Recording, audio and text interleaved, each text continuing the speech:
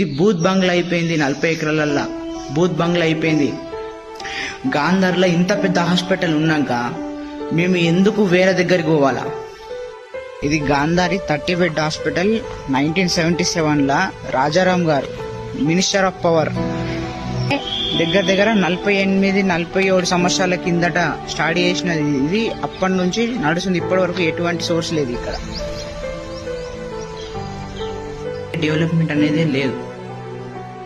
అంటే దగ్గర 45 ఇయర్స్ నుంచి ఎట్లా కట్టింది అట్లనే ఉన్నది. చాలా గవర్నమెంట్లు మారినాయి. ఏ గవర్నమెంట్ కూడా దీని గురించి పట్టించుకోలే.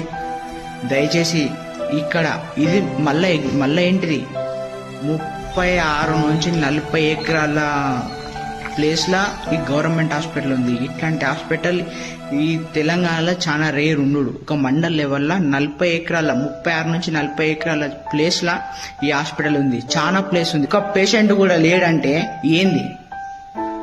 ఇది బూత్ బంగ్లా కాకపోతే ఏంటిది? ఒక మీకు చూపిస్తా. మీకు ఇగో ఇది పరిస్థితి. ఇది పరిస్థితి. ప్రజలు మొత్తం ఈ ప్రైవేట్ హాస్పిటల్ మీదే డిపెండ్ అయి ఉన్నారు. లేకపోతే కామెడీ పోతురు, లేకపోతే బాన్సడ పోతురు, లేకపోతే నిజామాబాద్ పోతురు. గాంధార్లో ఇంత పెద్ద హాస్పిటల్ ఉన్నాక మేము ఎందుకు వేరే దగ్గరికి